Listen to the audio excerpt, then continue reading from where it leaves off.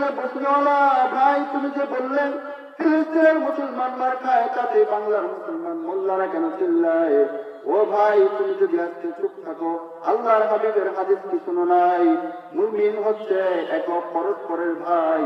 এক ভাই যে সময় হতে হবে, অপর ভাই প্রতিবাদ করবে, এটাই হচ্ছে মুমিনের চরিত্র। ধরে বলুন ঠিক কিনা?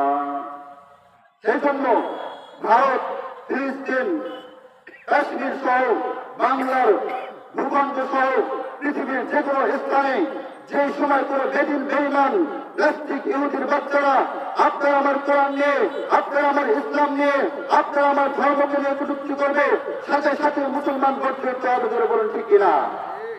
ইসলাম নামের এক হিন্দু সংগঠন, সমস্ত হিন্দু না, কিছু সংখ্যক ইসলাম নামের একটা সংগঠন, হিন্দু ধর্ম আজকে আমার বাংলার জমিনে দাঁড়াইয়া 18 কোটি মুসলমানের দেশে দাঁড়াইয়া একজন মুসলিম ভাইকে গলা কেটে জবাই করে হত্যা করেছে। আর আমরা মুমিনরা প্রতিবাদ করি না। মুমিনরা প্রতিবাদ করলেই নাকি মুমিনরা জঙ্গিবাদী হয়। জোরে বলুন ঠিক কিনা? মুমিন মুসলমান মোল্লারা হুজুররা যে সময় বলে কোরআনের কথা চলতে হবে, আমাদের দেশ থেকে একজন চলে গিয়েছে এক সরকার, এখনো কিন্তু আমাদের দেশ ঠান্ডা হয় নাই, এখনো কিন্তু আমাদের দেশ নিরাপত্তা নাই। যে কোনো সময় ইসলাম বিরোধী ষড়যন্ত্র আপনার আমার দেশকে চুরমার করার জন্য, ধ্বংস করার জন্য পায়চারা করতেছে। মুমিন মুসলমান সবাইকে সজাগ থাকতে হবে। আপনার আমার দেশের মাটি, শাহজালালের বাংলাদেশ, আব্দুল কাদের জিলানীর বাংলাদেশ, শাহ পরানের বাংলাদেশে কোন বেদিন বেঈমানের ঠাঁই হবে না। আবার সেই সময় আমার বাংলার জমিনের থেকে কোন চিল শগুনের থাবা আসবে, চোখ করবে, সাথে সাথেই বাংলার মুসলমান একসঙ্গে করতে ওঠে।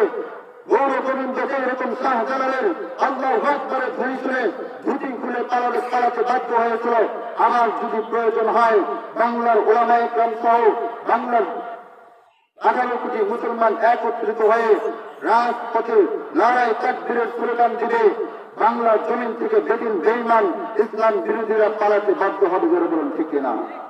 আল্লাহ রাব্বুল আলামিন আমাদের সকলকে বুঝার তৌফিক দান করুন, ইসলামের ভিতরে পরিপূর্ণভাবে দাখিল হওয়ার তৌফিক দান করুন, ইসলামের প্রত্যেকটা বিধি বিধানকে, কোরআনের প্রত্যেকটা বিধি বিধানকে সঠিকভাবে আমল করার তৌফিক দান করুন। সকলে বলে আমিন।